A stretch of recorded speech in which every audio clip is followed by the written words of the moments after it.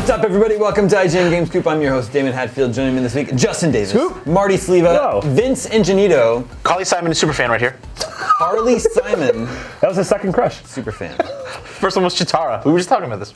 Yeah, Vince's first crush was Chitara. So that's out there now. The internet knows. We've got a great show for you this week. We're going to be talking about Homefront: The Revolution. We're going to talk some more about VR, but first, Assassin's Creed Chronicles India. I've heard of that game. Vince reviewed it. Yes. Give it a 10 out of 10. Yep. Nope. Wait a minute. Hold the phone. I have to go back into the CMS. That's what my notes say. My notes say it must be something. It is now a reality. This is the second of a trilogy of 2D-ish side-scrolling Yes. Assassin's Creed games. The last one was China, came out last spring. And I reviewed that one as well. reviewed that one as well. Gave that one a 6 China. point. China. Sounded like you said something else. I reviewed China, and it was I gave it a 6.4. This one I gave a 6.0. A little bit of a step backwards. Like I criticized China for being kind of a little bit soulless and drab, just kind of not having really any energy or soul. I know that sounds like a weird kind of amorphous way to criticize a game, but it just didn't have, like, in the art and the environments, it just kind of felt kind of dead, and the combat didn't feel kind of kinetic or interesting or fun. They fixed a lot of that with India, which was great, and that's exactly what I wanted them to see. There's just flourishes of color kind of everywhere. Combat feels a little bit more direct, and the animations and kind of the art that goes along with that, and the effects kind of punch it home a little bit more, which is great. It's everything I wanted them to do, but then the mission design just kind of took a... So what are the missions like? Is it a typical Assassin's Creed style mission? Assassinate this target? So no, it was not that, and it is not that. But here's the thing: is that I liked Assassin's Creed China in a way, gameplay-wise, only because it didn't feel like Assassin's Creed. It felt more directly just about stealth and traversal, and not kind of a whole lot of the other kind of bloated other mission types, like the trailing missions and the kind of instant fail as soon as you get detected. It's your desynced missions. You didn't see stuff like that so often in China. India relies super heavily on those kinds of missions.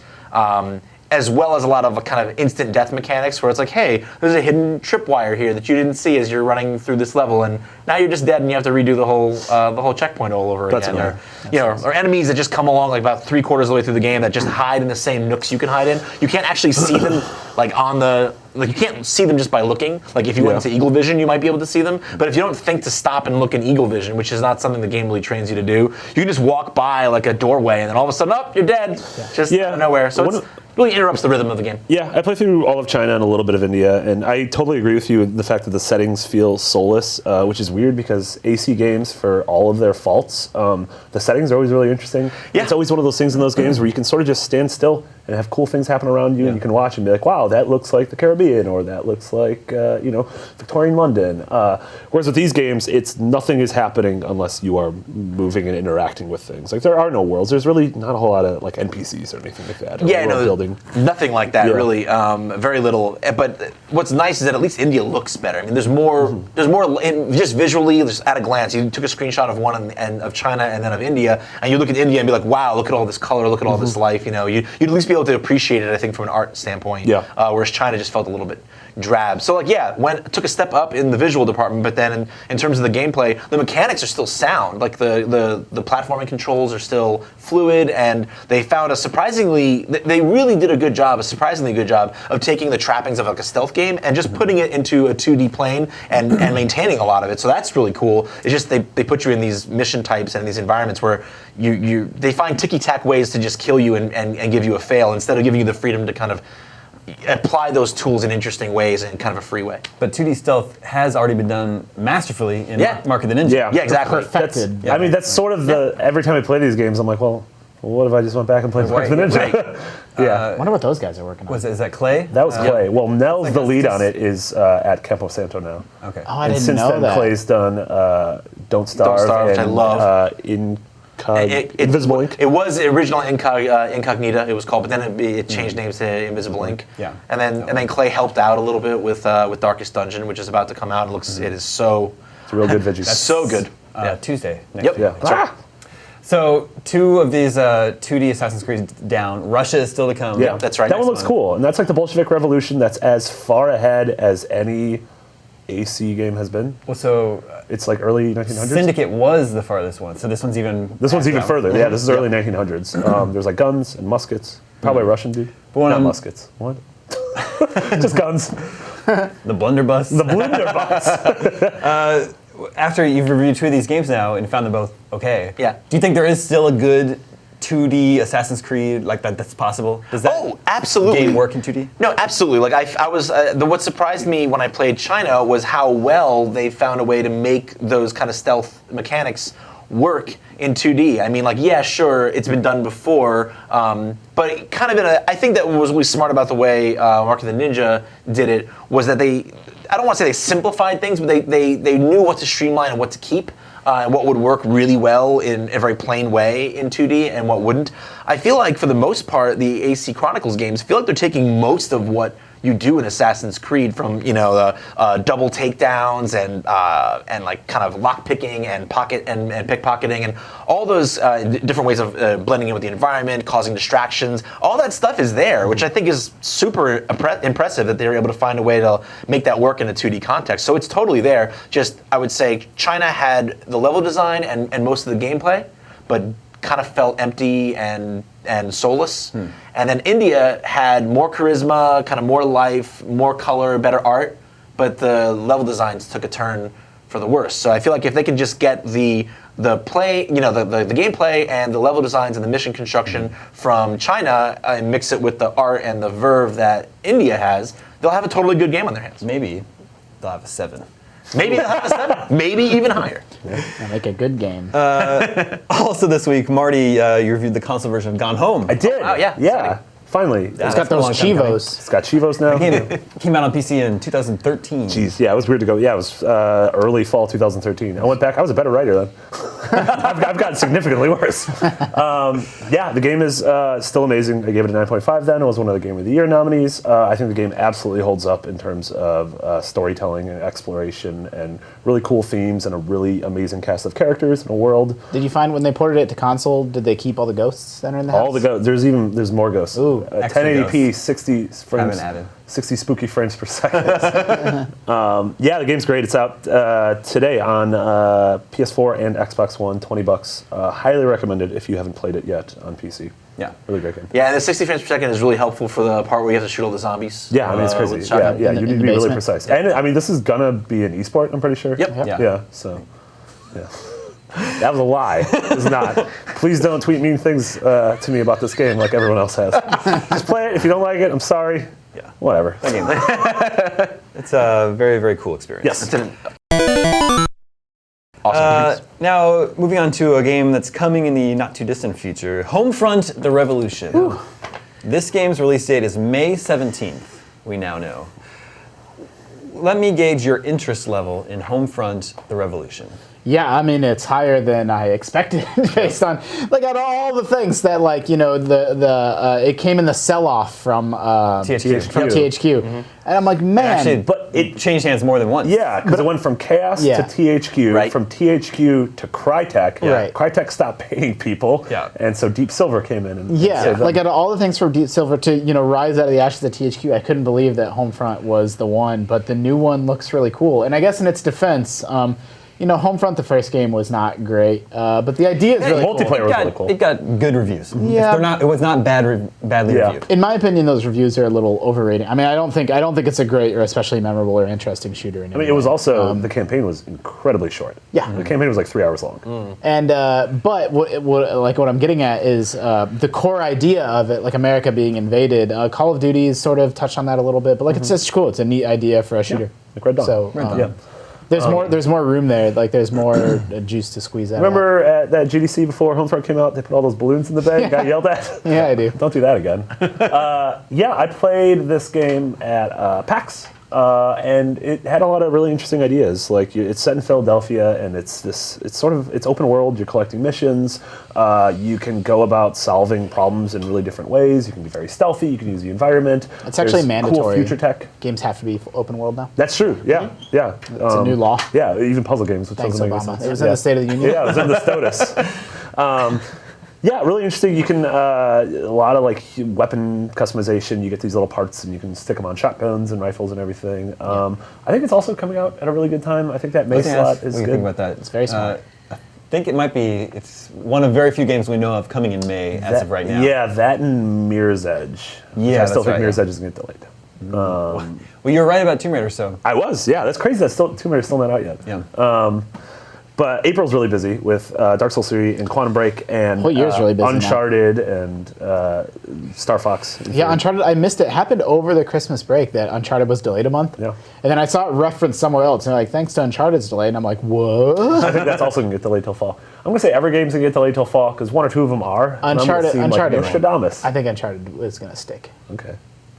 I just think it's a cool time to also release that kind of a shooter because I feel like not that Homefront is in any way like close, like super similar to Call of Duty or. I mean, they totally occupy the same space. In a way, in terms of market, I think it does occupy a similar sure. space, even if I wouldn't say it's fair to call them mechanically identical or super close. But the nice thing about that is that it's just like a guarantee that those games are going to come out, in October, November. So if you want to release like I guess a gritty or more realistic-ish modern shooter, like any time other than that window is actually a pretty good time to release. Yeah, and this is the same window Wolfenstein came out in 2 years back. Yep. Wolfenstein. That really that hit a good spot. And also we don't aside from Far Cry Primal, which I wouldn't even say is in the same sort of genre as this, there's no shooters coming out. There's a ton of games coming out the first half of the year, but no FPSs. Uncharted isn't an FPS, but it's a TPS. Yep. Yeah.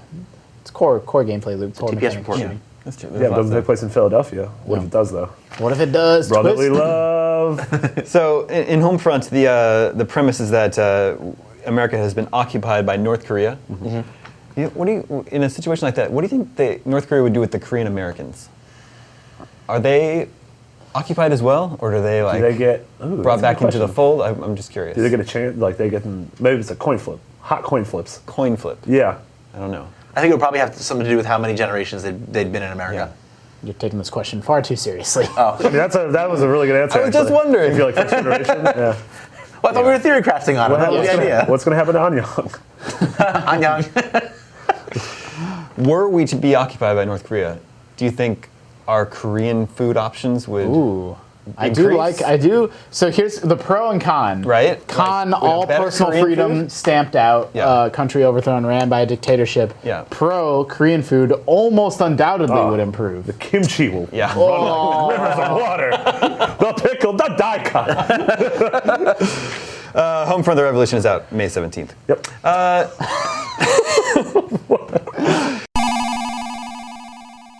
We have an email from one of our listeners named Yancey. Hey, Yancey. Yeah, I Yancey. like your bar a lot. Yeah, Yeah. owner of Yancey's Bar Yeah, here in San Inner Francisco.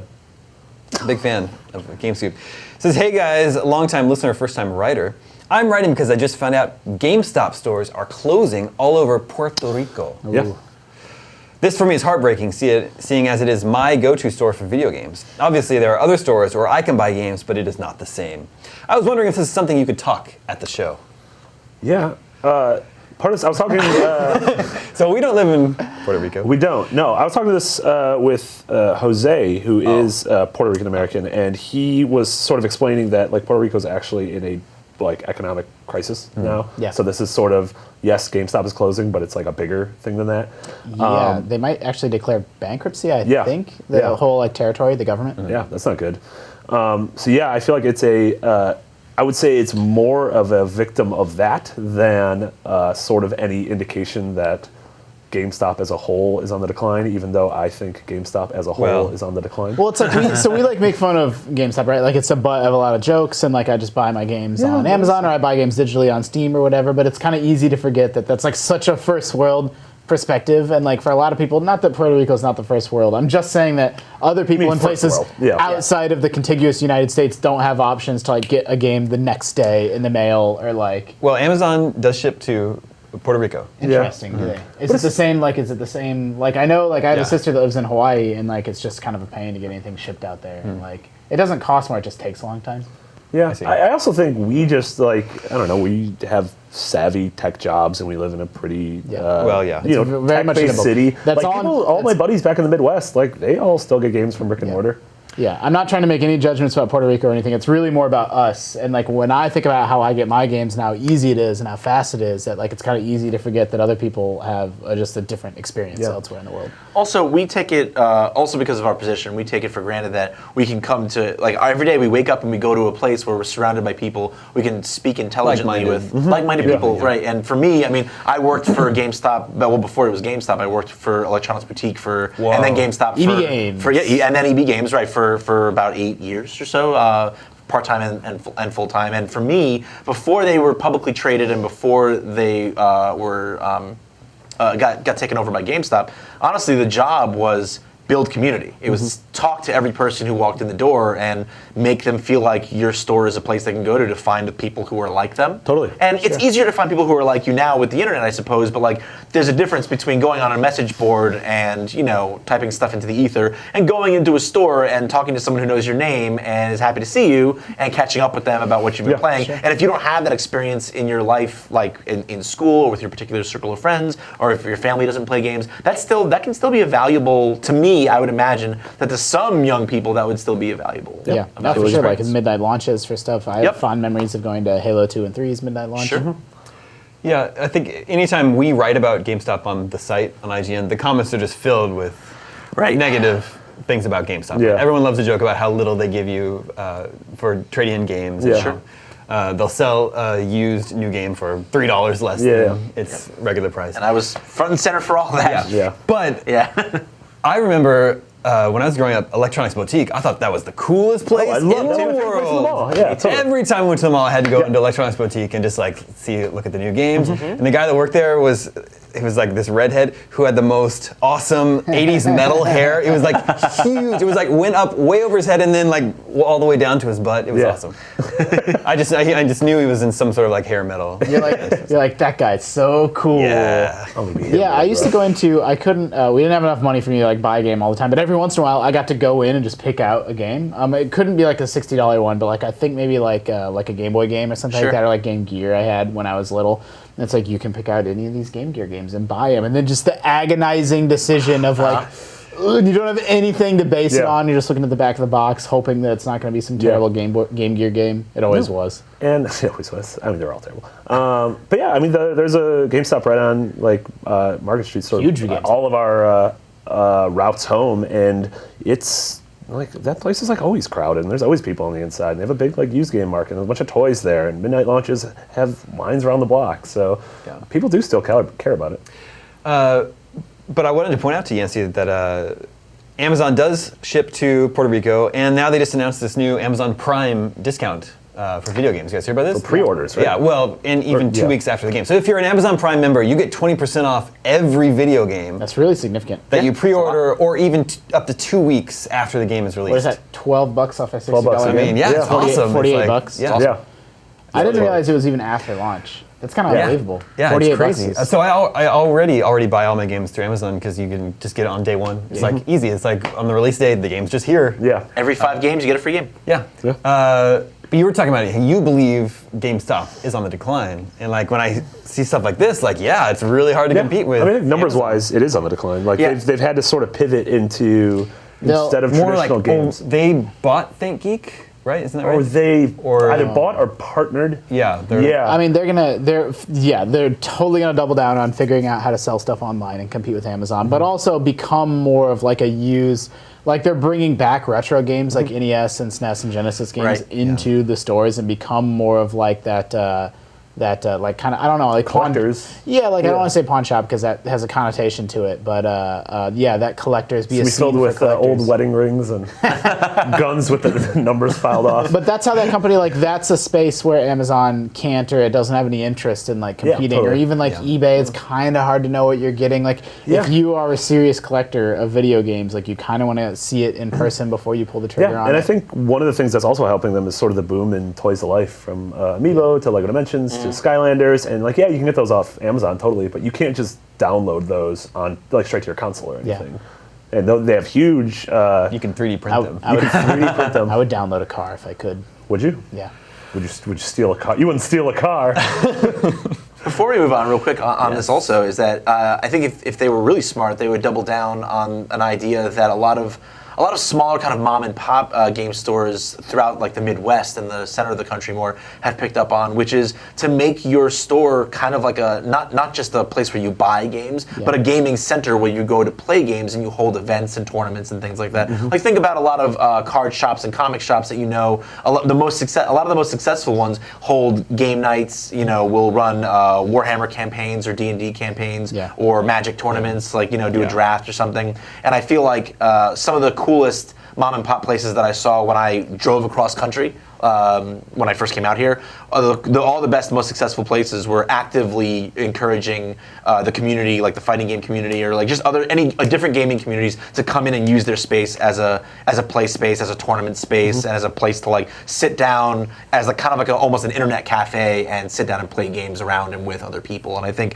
if GameSpot was Stop rather wanted to be smart about it, that would be an area to going back to my idea where it started, which was, hey, build your store as a community. I feel like that's another thing that they should do, because that's something else you can't, like Amazon can't create that either. So They could also just give up.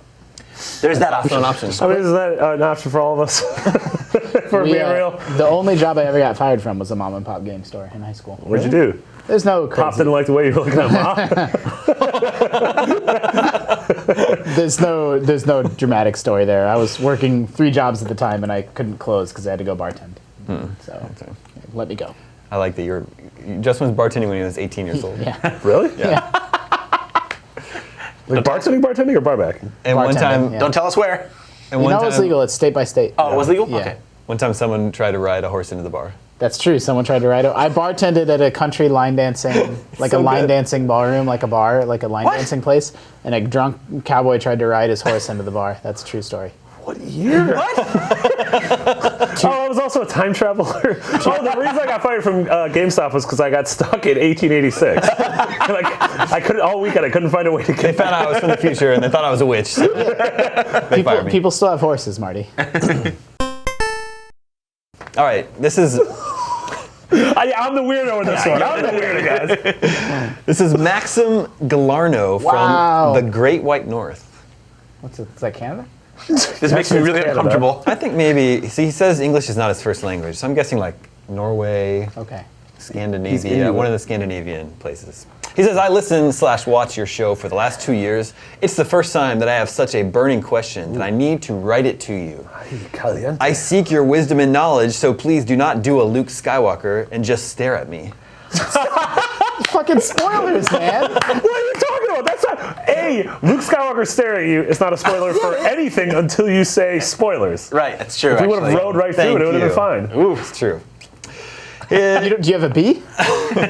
Nope, just A. Just that. B, I think your horse story was real weird. I don't think I'm alone. Maxim continues, after the phenomenal fall and the last year altogether, we, gamers, I played a lot of wonderful games. Witcher 3, Batman, Rocket League, Metal Gear Solid 5, Fallout 4, etc. I was able to finish most of them. etc. was really good. Damn you, Metal Gear Solid 5's Chapter 2. But now is the season that is a little more quiet in big release. Sort of. There is a lot of good or average games I missed last year, and most of them are on sale now. My question is, yes, there is one, when is it too late to get into a new game, more particularly in a multiplayer-centric game? For Okay, that's instance, different, yeah. is it too late to try Evolve, or Destiny, Taken King, even Rainbow Six Siege?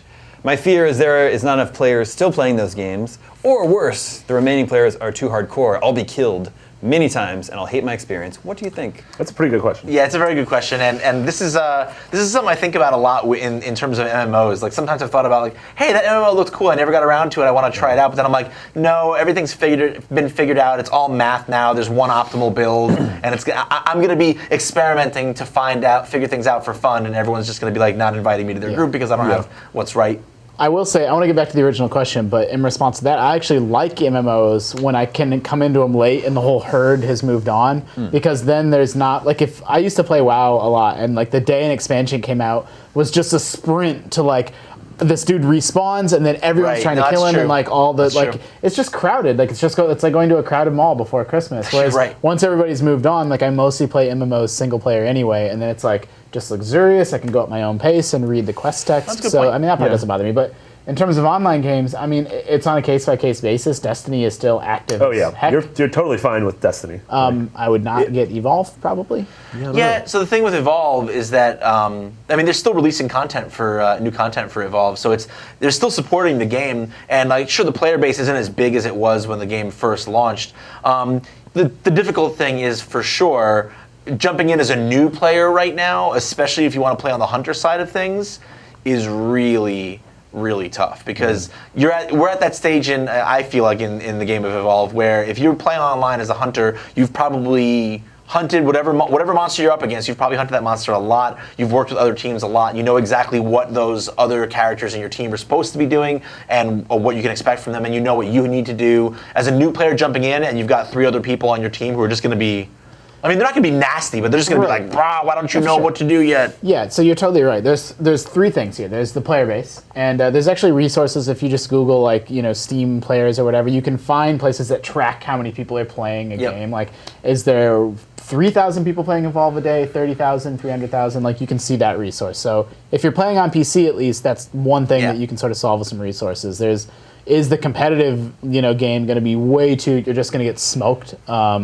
I had that experience with Call of Duty. Black Ops 3 was new, but it's the same Call of Duty.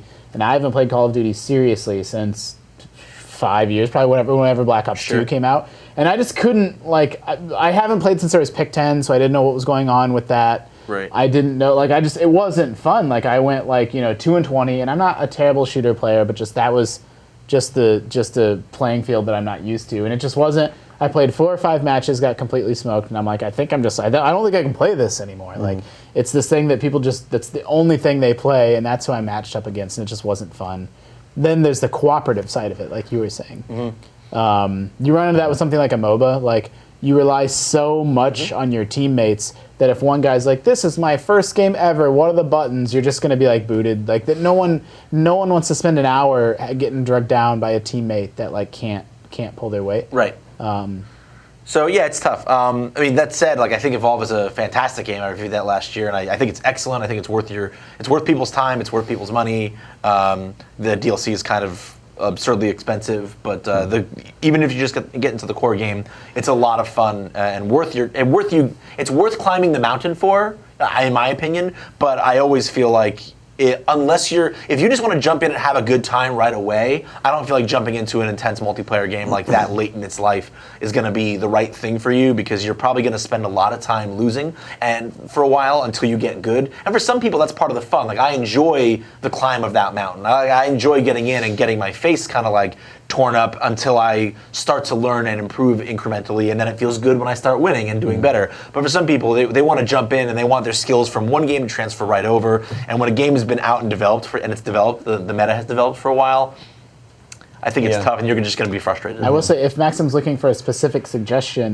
Destiny is probably one of gaming's biggest turnaround stories ever. Destiny.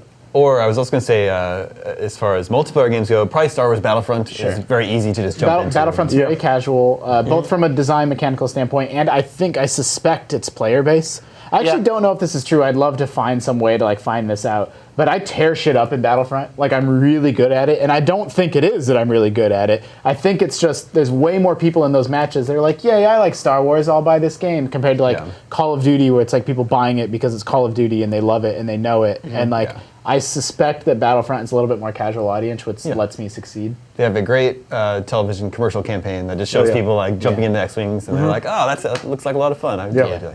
Yeah, and I think people play that game a lot more casually. But Destiny is an example. I've never been more disappointed in a game in year 1 and more enamored with a game in year 2. The Taken King is so good. It's great. Yeah, Destiny's one of the rare games where it's almost better if you jumped in a year late. Yeah, no, for sure. I agree. Yeah. And they give you tools to catch up. You don't need to worry about grinding up your level or anything like that. So I really, really think Taken King is really excellent. In terms of single player games, I don't think it's literally ever too late to jump into something. No. A cool campaign.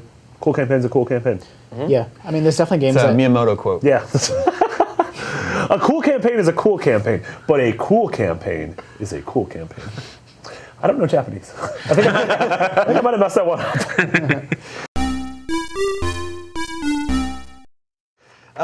Our next email comes from Big Tony Style. Big Tony Style. He says, it looks like VR is going to drum up a lot of interest in 2016. What are some older games you would like to see reimagined for a VR experience? Metroid Prime. So yeah. Oh, the most overrated Nintendo game of all time. Get out. But I can't. We still have show. Finnegan will yell at me if I leave. David will be disappointed.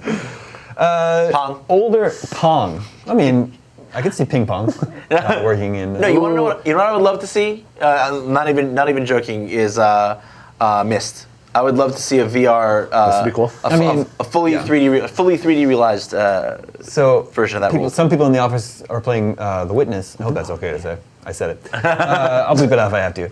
But I want a game like that is very Myst-ish and it's recent, and I wonder if it could be fitted into VR. Yeah, I mean easily. Portal 2. Portal. Yeah, the I mean, I played a games, Portal VR demo on Vive, and it was like a thing made just for it. It was sort of an experience thing, but it was awesome.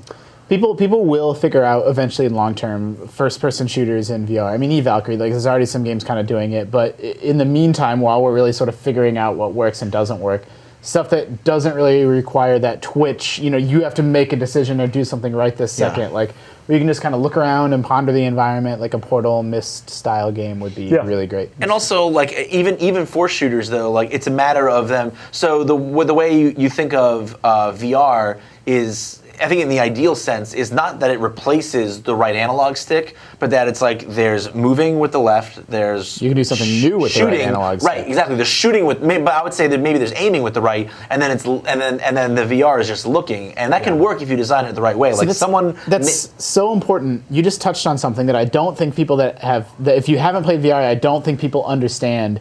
Is VR lets you divorce aiming from looking. Right, yeah. Which you've never And been it's able huge. to. Like normally It's you such look a to the huge right, thing. so you aim to the right, and now you can be looking over here and shooting over there, and like that opens up a whole new design space that I don't think a lot of people really appreciate or understand. Until you get it in your hands. You don't the big thing is Eve Valkyrie is the one where like you can look up around behind you to like see what's going on over there, and then that doesn't change what you're firing at or anything like that. I was playing a Drive Club demo at PSX. I was playing a Drive Club demo, and I'm not the hugest fan of Drive Club's like racing mechanics. But what I thought was amazing is I never like to race in racing games. I never play from the cockpit, even though it's immersive and it looks cool. It cuts off so much of my situational awareness. Yeah. But when I was playing it in VR, I stayed in the cockpit mode because if I wasn't sure how, I'm like, how sharp is this turn? I don't want to look at my mini map. I want a sense of it. So I'm making a sharp, like almost hairpin right turn. Right. And I'm turning the wheel and I'm looking into the turn the whole time. And I'm like, I got a little more to go, a little more to go, a little more to go. Okay, I'm there.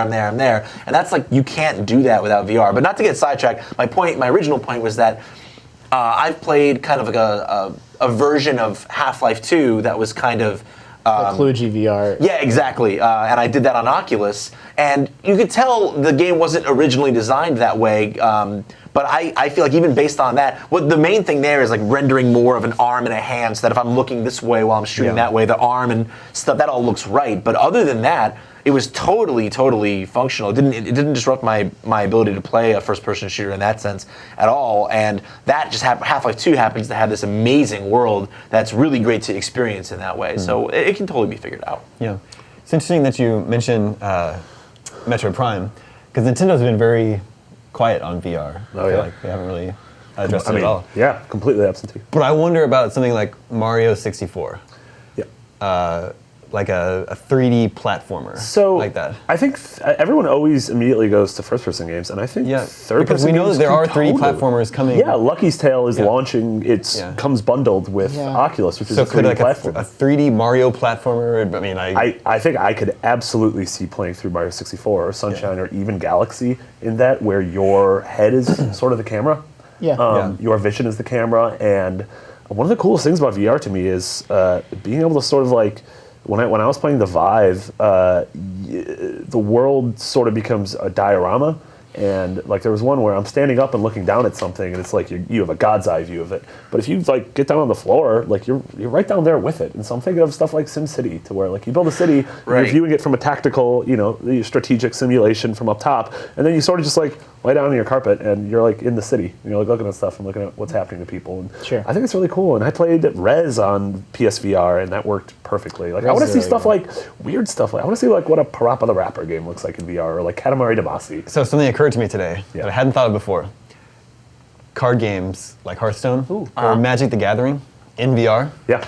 think could be awesome. Yeah, I think it'd be amazing. So in Hearthstone, maybe you're sitting at the table in the tavern. Yeah. There's all these like Warcraft characters around you, like cheering you you almost on. you hear like the din of the bar Yeah, around you. exactly. Or Magic the Gathering, like your like lands and your cards are representative of things. But what if instead of like playing cards, you're like actually like the more like for the land cards that you have, you're like the trees are being increased around you, and like you're actually seeing like the creatures that you're summoning up in front of you. Like a version of like Star Wars chess on steroids. Yeah, where, like, stuff's But actually you're like happening. in it. You're not watching it from up here. You're inside. Yeah, that'd be awesome. You can see your opponent across the field. Oh my god! It sounds Honestly, so I think first-person things are the tip of the iceberg for VR.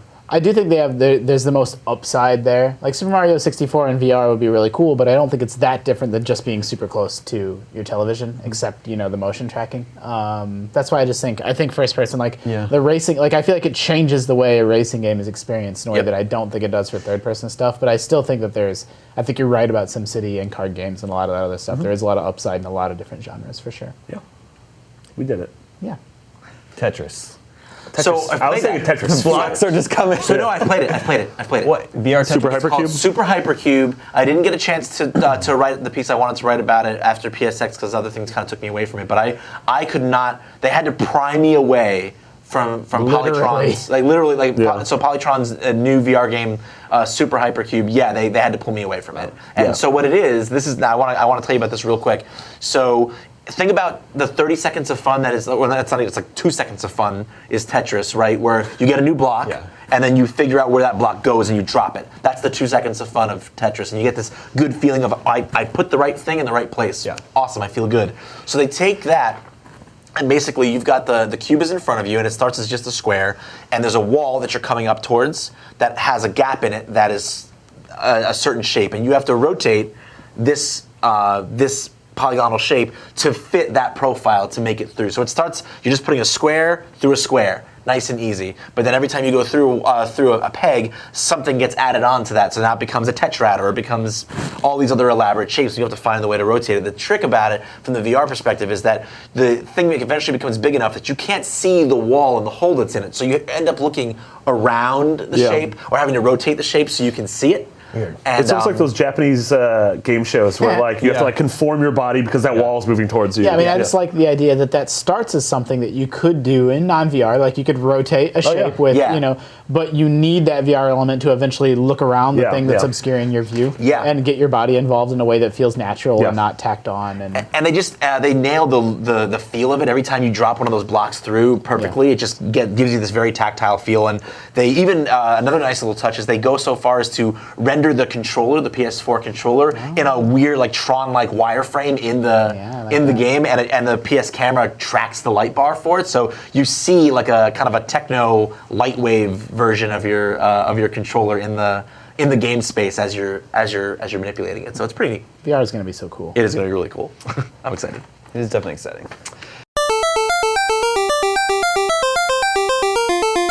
All right, it's time to play Video Game 20 Questions. Oh boy, here we go. Oh yeah, everyone knows how this works. You guys have 20 yes or no questions to guess this week's mystery game. And as I mentioned a couple weeks ago, we have some sub-pack prize packs that we're giving away to people who write in and suggest games for 20 questions and get selected. And we demoed the sub-pack a couple weeks ago on GameScoop. It's a backpack that's originally made for music production use that allows you to feel bass frequencies in the music that you're working on. But then they're also like trying to branch out into video games, and so you could wear it while you're playing a game to feel explosions, feel gunshots, that sort of things. That's exactly what I want to feel when I play games. Yeah. So we have a sub-pack prize pack, Fallout 4 prize pack to give away to our winner this week. And the prize pack includes the Fallout 4 Vault-Tec sub-pack seat-back system, a Fallout 4 Pip-Boy edition, Pip-Boy bobblehead, Vault-Tec headphones, Vault-Tec mouse, Fallout 4 messenger bag, Fallout 4 mouse pad, and Vault-Tec hoodie. And this is all going to Todd Chillman. Oh, nice. Congrats, Todd. What a great name. His last name is Chillman. Yeah. He's one chill dude. He has anxiety problems. Anyway, you may now begin trying to guess the game that Todd Chillman I think it's Legends of the Mystical Ninja. suggested. Nailed it first try. That would be amazing. Did it come out after January 1st, 2000? No. Oh, is it going that way? Are we going? Oh, no, I just did touches on. Okay, cool. So there was a no. Okay. Did it come out before January 1st, 1985? No. Whoa. Okay. So Wow. Jeez. I thought you were going to say 90. I thought you were going to say 92. Wow, so we're in between 95 and 2000? 85. You said 85, right? He said 95. No, he said 85. No, he said 85. 85. Yes. That's why I was surprised. Oh, wait, did it come out before or after? I'm sorry, I screwed. I did the same thing last time where I misunderstood. It came out between 85 and 2000. That's what we Yes. have after 2 questions. Yes. Okay. A mere 15 years. Is this game primarily associated with multiple gaming platforms? No. Is this game primarily associated with Nintendo? Yes. Crushed it, guys. Nice. Legends of... Let's all just go home. The rest will take care of itself. So it could be NES, Super NES, N64, or Game Boys. F. Yeah, ask about a handheld Right. or console. No, don't ask about it. It's not a handheld. No one's doing a handheld. I love this the Metroid question. 2. Return of Samus. The question I always go. I don't know why I have a thing for this question, but Sure. does this game happen on a single screen? As opposed to scrolling, Yes. the answer to your question is no. Okay. Okay, it's 85 and okay. Is this a NES game? Yes. Okay. Big. It's big. So let's start narrowing down genre. I Is guess. this game part of a series? Good question? Ooh. Yes. Although, I mean, yes. The answer is yes. Star Tropics. Okay. There's 2 of them. Well, that's part of a series. No, it's not going to be Star Tropics. It's going to be something weird. Like maybe the first one is here, and then it's a boy and his blob. Excite Bike. Oh, yeah. You really think you feel that strongly about that? No. Excite Bike. We haven't asked. I'm trying to look at that. We haven't asked if it's made by Nintendo. Yeah, I think that's so. Probably is, but Yeah. Okay. So was this game made by Nintendo? No. oh snap! Okay. So we eliminated a lot there. Crunch. Not part of a series, but kind of some No. weirdness. It is part of a series. Oh, it is Yes. part of a series, But in a weird way. in a weird way. Much like the hit game A Boy and His not a Blob, weird- which has another game that came out. Is this So- are they still making games? Yeah. That's what I mean, yeah. The most recent one came out in the last generation. So I don't know if another one will be made. Strider. But That wasn't an NES game. Wasn't that a Sega game? It was an NES game as well. Oh, F. NES game. But what else was there? Like Bionic Commando. Well, that's a really good one. Right. Is this a Capcom game? no. That's 10. So we're at It's 10. not Bionic. Okay. Is this a Konami game? No. Oh, okay. That's what I thought for sure it was going to be Capcom or Konami. Yeah. Does the company still exist? Yeah, sure. Okay. Is the company still around? I have to look that up. Ooh, so Okay. it's not one of the fancies. It's not a Square game. Nope. It's not a. Yeah, it could have been It's Final not one of Fantasy. those classic Ubisoft NES games. What was Ubisoft doing back then? Oh, weird French stuff, probably. Weird French Kissing, stuff. sister kisses. They're actually. Weird sister kissers. Fun fact: they started as a bakery. They just made breads Yeah. until like Soft rolls. Coleco stands for Connecticut Leather Company. Really? Yeah. That's weird. Should we find out more about the protagonist, maybe? No. No. I mean, I don't know. We're You still can playing. do whatever you this. want for your He's doing question. a cool film up. He's like the Terminator who passed away into the Moltons. Hold on, he's still waiting. Theater of the mind. So the developer and publisher are different companies. Okay. I think the developer is not, but the publisher is probably still in Okay. business. There you go. Do No one yes. Yeah, you just asked a question. No, I asked a question. It's your turn.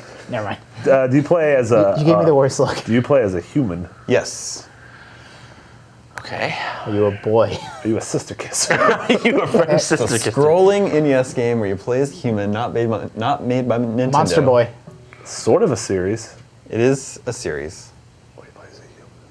The original one is the well-known game though. Oh, that's a lot of information. Yeah, that was a big hint.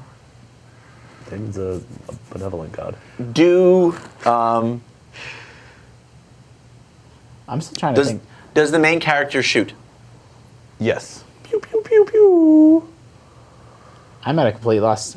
It's not Contra. It's not. No, I'm not knowing it's not Capcom and Konami or Nintendo, but was an NES exclusive. I'm like, ugh. Yeah, we need to narrow down genre. Your character does shoot, but it's scrolling, so that implies that it's some kind of. Are you on foot? Sometimes. Oh. Okay, so now Blaster Master? Yeah, that's what I was gonna say. Blaster so Master. it could be Blaster Master. Okay. So it could be Blaster Master. That would be something. And the boy in his It- blob, he shoots jelly beans. It could be Was there a Blaster Master last gen? There must have been. Right? Yes, there was. I remake. remember, and it looked ugly. There was a remake of Blaster Master All right, I'm just gonna. a couple of gens ago. Well, we only have 5 questions left, so I don't want to get cutesy with it. It could also be. What is it? Maybe I'm remembering the name wrong. Last Guardian. Yes, that's Oh. definitely not right. It's definitely not the Last Guardian. No, or is it Lost Guardian? I don't think it's any. It's the If NES someone wrote down the it's Lost Guardian, they could go F It's the themselves. NES shmup where you can transform from a fighter jet to a robot that walks on. But foot. none of these people are men. He said sometimes Is you're on that foot. Xevious? No. So Xevious has. It's just a ship. Yeah, Are you on the Xevious ship? is just a ship. Are you a master of blasting things in this game? Yes. I'm glad you all know Blaster Master. I was worried that maybe Yeah. Vince would be the only one that would know that No. game. I like Blaster Master. The Blaster Master 2 was on Game Boy. Yeah. And then for WiiWare, they made a new Blaster Master Yes. game. Wow. Last gen. Yeah. Gross. Who's the company? Sunsoft is the producer, Yeah. is Oh, the yeah, publisher. yeah, sure. The developer, some Japanese developer that I'm not familiar with. We did Wow. Blaster Master. Wow. I love love that game. I love Blaster Yeah. Master. Super hard game. Yeah. No like save mode. You had to beat the whole. Yeah. Played it with a Turbo NES controller. Oh yeah. Yeah, no. I Terrific like game. the game mechanic of leveling up your Yep. weapon but then losing it as you take damage. Yeah. Yes. I think that's cool. Yeah.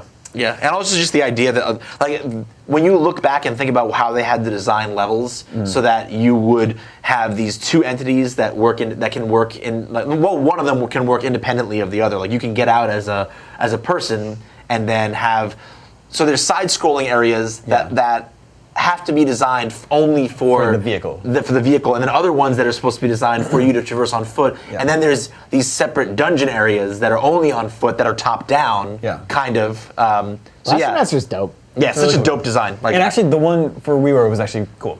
Oh, we'll check it out now. yeah. good. I hope it comes somewhere that's not WiiWare. Yeah. Before we go this week, we have a long weekend. What are we going to be playing over the weekend? I hope to be playing Oxenfree. And Comes on Friday. That's What's- out on Friday. Yep. Yep. What's the pony game on Steam? Is that what it's called? Steam Pony. Not Pony Farm, Pony Trail, Pony Rider. Crap. I'll look it up. You guys give your answer. Pony Adventure? Everyone should play Oxenfree over the weekend. Yeah. It Comes to what on on Friday? Friday to Xbox One and PC.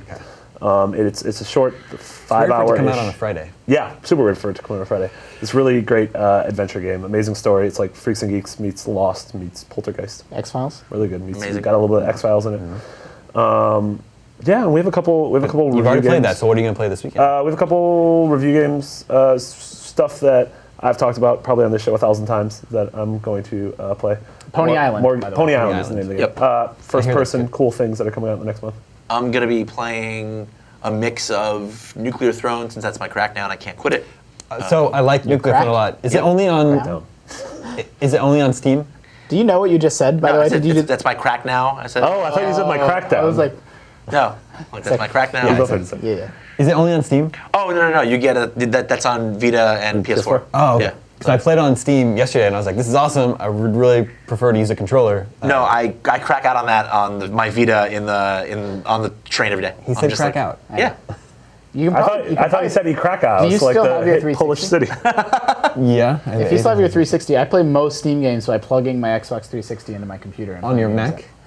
Oh, well, that's a little I dicier. don't- Some games, yes, but yeah, that's Yeah. true. You can I had plug trouble. an Xbox One controller. I played through Oxenfree on my MacBook Air using an Xbox One controller. Okay. You just download like a little workaround. Yeah, Super but easy. that's... Well, I'll just play it on my PS4. Like that's Yeah. So I think Nuclear Throne's awesome. Yeah, Nuclear Throne's incredible. So I'll be playing more of that as usual. I'll be making more of my way through Undertale. I've already played several hours of Undertale, but I'm dying to play more. And the one I'm going to be probably playing the most that I can't stop playing, it's like my nightly ritual now, is Darkest Dungeon, leading up to its its release next week. Yeah, full release. I also have to give a special shout out to Final Fantasy Record Keeper, which I'm still going strong on. Cool. Yeah, you showed me that game. Looked surprisingly cool. Yep, it's gotten really cool over the last year. What are you playing? I'd like to announce I've decided to stop playing Fallout 4. Dun, Nobody, dun, All right, people, Austin. nobody finishes Fallout 4. Everyone just eventually makes the decision to Yeah. stop. But I've been playing this new game, Tharsis. Oh, yeah? That came out this week. I've been thinking about picking that up. I was looking at it last night. It's very cool. It's available on PS4 and PC, and it's a turn-based strategy dice rolling game where you try to get a crew to Mars. Yep. So it's a little like FTL. But dice based. Yeah, and on every turn, something goes wrong in your ship. It'll cause damage to your ship if you don't fix it, and you have to roll dice to like try and fix the problem. And It's almost like a board game? yeah, it is very much it's like, very much a board. yeah, Yeah, it's it's like like a solitaire board Yeah. game. It's like, do I heal this person up or fix the Yeah. hull? So if your ship takes too much damage, or if all your crew dies, you lose, and you have 10 turns to get to Mars. That sounds awesome. So yeah, it's really cool. Really It's got cannibalism. Has spoilers. cannibalism. So it's I almost don't want to. This is just a really cool feature. It's a dice rolling game. If you choose to eat one of your crew members, your dice become all bloody for the rest of the game. Oh, and every that's time really you roll, they cool. splatter blood all over the screen. Yeah, it's very cool. I like that a lot. So that's Tharsis. That's out right now, and of course I'll be playing Hearthstone every day. Oh yeah, You're not done with that one yet, are you? No. I've decided not to stop playing Hearthstone. I think you have to make an announcement every week. I've decided I'm still going to play Hearthstone. And even when he decides that he's done with Hearthstone, Hearthstone's Hearthstone will not not be done with him. Yeah. No. Bring it to VR, Blizzard. That'd be really cool. You heard it here first. All right, I think that's all the scoops we have for this week. Remember, you can always reach us at the email address, gamescoop@ign.com. Thank you, Justin. Thank you, Marty. Thank you, Vince. My name is Damon. This is IGN Gamescoop, and we're out. We did it.